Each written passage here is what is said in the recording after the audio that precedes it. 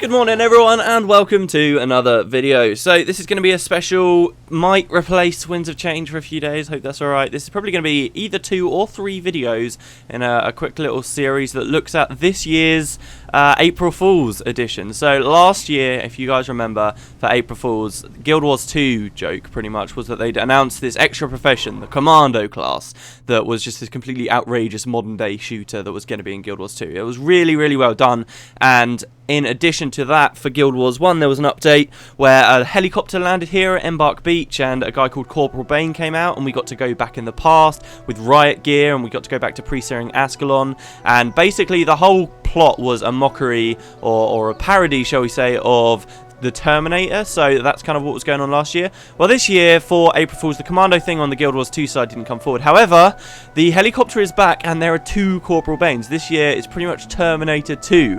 Another Corporal Bane from even further in the future has come forward with a mission for us. So we're going to be doing this for this episode.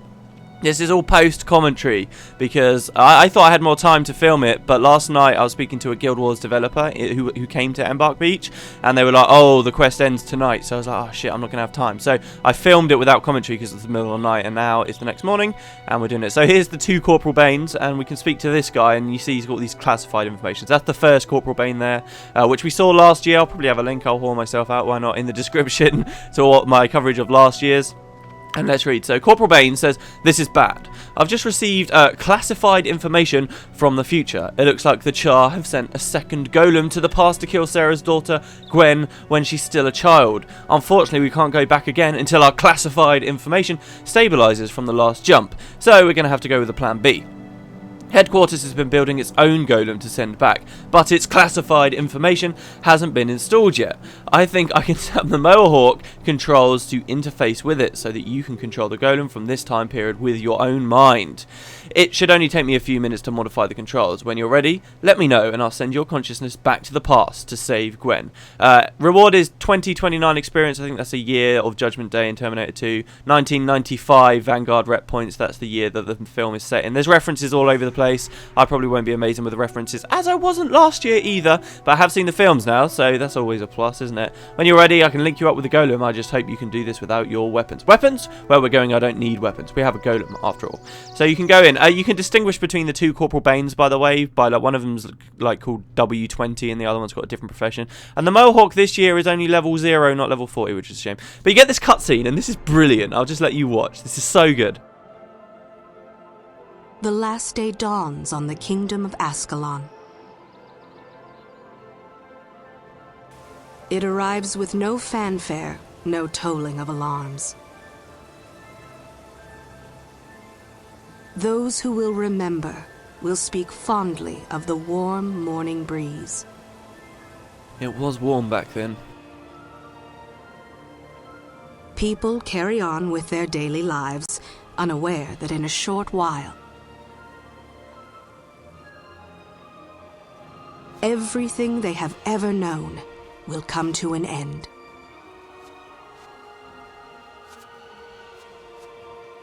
Scribe? Yes, my lord. These Char are relentless, but we shall hold the wall at all costs. Yes, my lord. Take this message to Sir Titus. Go forth and recruit the strongest, the smartest. Ooh. Bring to me the bravest in all of Ascalon. Find me the heroes who will lead our kingdom to glory. As you command, my king. It bugs out there, the cutscene. First time I played this, he was actually running along in that last bit. That's amazing, though. That's the first time they've gone back to an old cutscene and added something else there. So here we are in Lakeside. I love that cutscene. That's so cool. Also, the woman speaking, I was under the impression, even while we were Let's Playing Prophecies, stupidly enough, that was Glint talking to us, but I guess not. It's a shame. I don't know why they didn't use Glint. That would have been so much more appropriate. Anyway, Bane's speaking. He says, alright, it looks like the Time Leap and Golem interface were successful. Can you move? And we say, yeah, I think so. This is a little disorienting. It's a bit like controlling the golem from the distant future. He says, unfortunately, even though you can issue commands to the golem, you can't speak through it. But it does have a few preset phases you can make it say. So we can't, basically this is their explanation, you can't go to people and explain everything. You're just going to say what the golem says kind of thing. It's quite cool. Just focus on moving and familiarising yourself with the golem's skills. We need to find Gwen as soon as possible. I navigated the golem around the wall for you, but you'll have to handle the rest. A bit weird with the time jump there, don't you think? Because it's like, oh, there's that cutscene. Then you have everything that's ever happened in pre-searing Ascalon. We're about to find out the time we're in at the moment is like just after the first mission, and now we're kind of moving around. Anyway, all the people here have got unique dialogue to say to you as you first approach them, where they're like, whoa, that's a golem. I might not be able to catch all of it in the post-commentary, like that one I've already missed. So feel free to pause it, read it if you want. Some of them are quite funny. There has been a lot gone into this mission, and actually I really do enjoy what they've done. They've gone with a really cool format where essentially you're in like an open world area at the start, and then once you feel like you've finished with everything, and there are side quests essentially here, it's really cool. Once you feel like you've finished with everything and seen all the stuff you want to see, then you can kind of finish it by going into like a dungeon. It's really, really cool. I love the little format they did. Anyway, you can come over to here to the theatre place. Remember Lady Althea was here and stuff, and there's some people talking.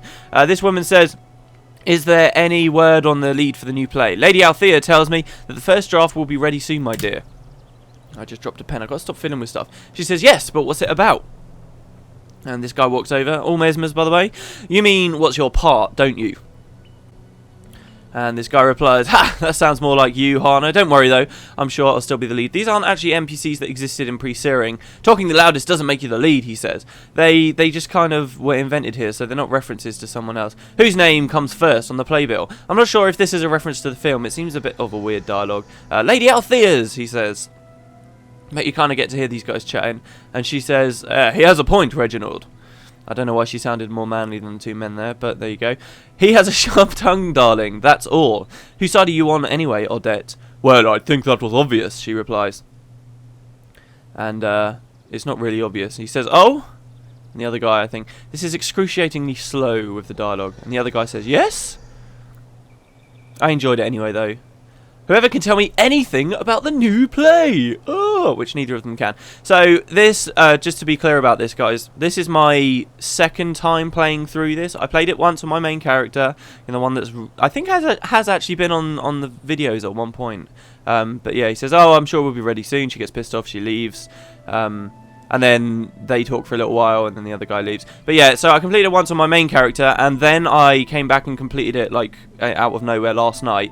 So this is my second time through it, and it was this being my second time, I read the wiki after completing it my first time, and I found a lot of extra things here. Yes, you've got quite a way with the ladies, indeed you do. And then that's kind of it. They walk off after that point. So this is, although it's my second time through the quest, it's my first time doing some of the side quests. So you'll see how I tackle some of the challenges and things that are coming forward. Because it can be challenging, optionally challenging. I think it's got such a good balance here. It's really, really good. This must be what they've been working on. This must be why we haven't heard anything about Guild Wars beyond the next chapter or anything. And as I said, I was talking to a developer last night. They kind of came to Embark Beach, something I never mentioned in last year's coverage. When this Mohawk, when the helicopter first crashed in Embark Beach, a developer was actually there in chat as that happened, and was like role-playing as Corporal Bane and saying, oh, stuff's going wrong, right? And it was kind of all quite cool, and the developer, I think it was 2 developers actually, maybe, I wasn't there though at the time, came down and started chatting to all the players, and it was quite cool. Well, this year that didn't happen. The helicopter just appeared out of nowhere, but as I said last night, one of the developers, who chose to remain anonymous, didn't really reveal very much at all, but it was quite cool to be able to sit there and chat with them, came in and just started talking to the players about this quest. But I think this must be what they were working on, because I was asking, obviously a lot of us were asking, hey, what about more Guild Wars Beyond stuff? I'll get to that in a minute. Anyway, Prince Rurik speaking, he says, well, that takes care of that Lord Doomtooth. That'll teach him to mess with Ascalon. So this places this just after the mission we were in earlier. And the Ascalonian scout says, sir, I'm here to report sightings of what looks like a giant cauldron just north of the wall. It seems like they're preparing some kind of ritual. So this is the part we didn't quite see. That sounds grave indeed. We better go and check. Great Dwayner! What in blazes is that monstrosity? So they're going to go and check out the cauldron, potentially stop it, but we're here. I am a golem from the future, sent to correct the past. Take me to Gwen. She is in danger. Gwen? You mean Sarah's daughter? I met her a few times, says a familiar-looking hero. Prince Rurik says, a young child is in danger? There's no time to lose. Let's get searching immediately. My father, the king, told me always to listen to strange travellers from the future, after all. So, the thing that really should be blowing your mind, I'll read the dialogue first. So, tell me about my accomplishments in the future, says Rurik, which is a little bit awkward, I suppose. Some of the dialogue's brilliant, because of course you die, Rurik. Sorry, mate. And then there's Peter Redhill, what? Who says, so I've got this great idea for a skill combination. First I get Hamstring, then with a sword, then I cast Firestorm, then, well, they can't leave. What do you think? I just need to find someone who can teach me Hamstring, and I'm set. That is us. That's our model. That's how we look. I'm not sure our armor was the same. It was dyed. But you get to play with the past version of yourself. The scout doesn't have any dialogue for you. How cool is that? You get to play with them, and depending on what profession your character is, they all have different dialogue to say to you. So my main's a Mesmer, and when I went and spoke to my Mesmer, the dialogue was, oh, when's somebody going to teach me an interrupt? In reference to the fact that in pre-searing Ascalon, nobody offers interrupts, which is really cool. But it gets even funnier than that when if you're playing as like a profession that didn't exist in prophecies, they've got funny dialogue to try and explain that. The one I'm aware of, I might put some in the description if I remember to. The one I'm aware of is the Paragons like explain that they flew there using their wings, and that's how they're miraculously here in pre-searing Ascalon. How brilliant is that? So they've all got unique dialogue. You get to play with the character. That does of course affect the gameplay here, because I'm playing with a warrior, I've got a warrior ally, and Peter Redhill will be playing with us, past Peter Redhill, and that will affect things. So while I was playing, I had this Mesmer hexing everyone and using Shattered Delusions and all that kind of stuff, but now we're going to be with a warrior. I found it much easier to play with Peter Redhill. That might just be because I was more used to the skills and how they worked my second time through, but I definitely did find it harder as a Mesmer. I died on like the first boss fight, if you will, here when I was playing on my Mesmer, because I got degened out by poison, which was very annoying. I won the fight, but then I was just stood there dying by poison for ages, and I didn't realise I could remove it with skill 3, and I just kind of fell down pathetically. But yeah, so as I was saying earlier, what was I saying? I was talking about the developer. Yeah, they wouldn't talk about any future Guild Wars content that's coming out, particularly not Guild Wars Beyond. They hinted that something awesome would be coming at the anniversary of the game, which is later this month. As you can see there, I'm picking up golden eggs and stuff. That's because Sweet Treat Weekend started now, because obviously Easter's coming up. Great time to farm raptors if anybody wants to do that. And I come to fight this River Drake here. Now, this is because, as I was saying earlier, there are kind of side quests you can do here. You know, Kieran Thackeray, I almost said Logan Thackeray. You know Logan Thackeray's scavenger hunt quest in the middle of Hearts of the North, where you need all these random items that are a complete pain in the ass to get? Well, this quest here actually offers you the chance to get all of those items. You can get all of them, including the honeycombs you need. I think, was it the honeycombs you need? Yeah, for the candles. You can get it all, right? All the perfect versions. But to do it, you have to explore this area and see what's around. And it turns out there are some bosses around here. There are lots of side quests, additional little things you can do. This here is me looking for one of them, the Drake Broodmother, which is a name you might recognise, and I'll talk about that when we actually get to the Broodmother. It's not actually around here at all. This was me just wandering around because I'd heard from Wiki that it was somewhere near a bridge, near a river, and I knew there was a bridge here. So I go wandering around. I've left it in, though, and not cut it, because there's also, in addition to the little side quests, if you will, alright, I won't spoil more about the side quests right now, but in addition to that, there's also lots of dialogue that pops up as you walk around, and I made a pretty happy accident coming here, as it turns out, because there was some dialogue just as you approach this bridge, which is quite cool. So we, the familiar looking hero, are speaking to Rurik, and we say, Rurik, I want to save Gwen too, but are you sure we shouldn't have sent someone to investigate that Char Cauldron?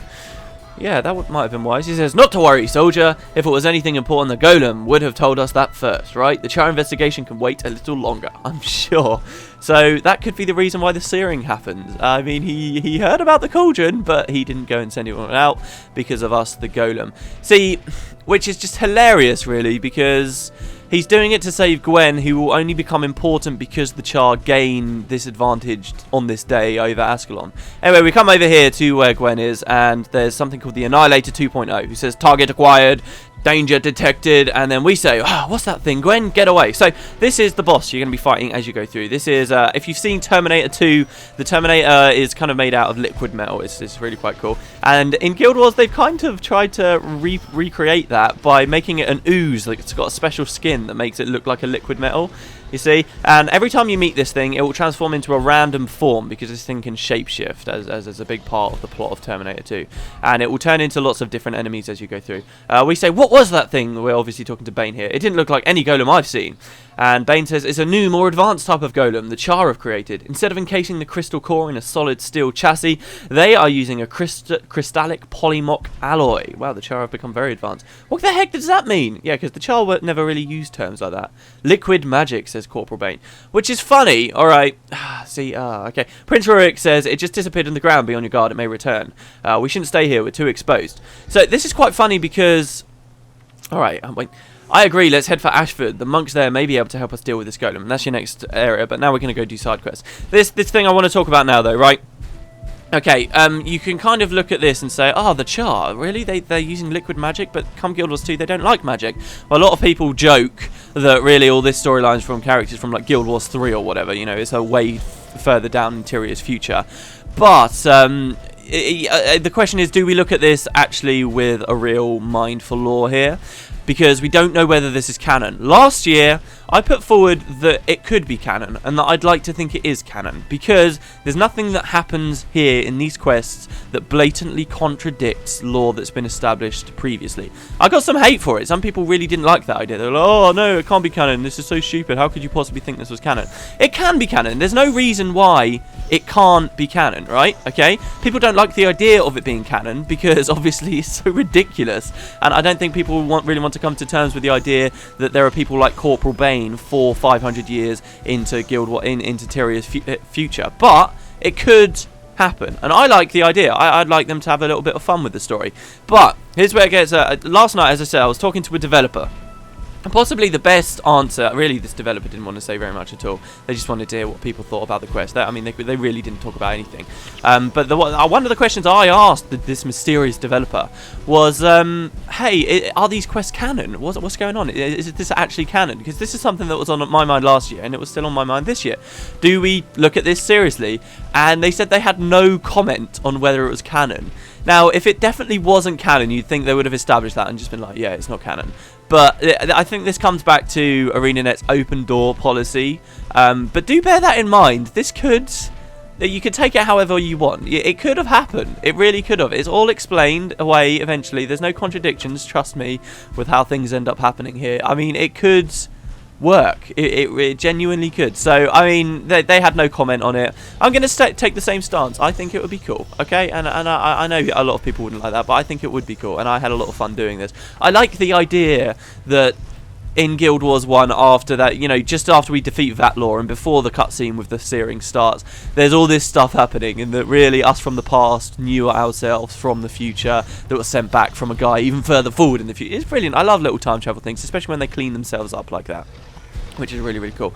There's something else I was going to say, but I think I forgot it. So this is the first side quest here.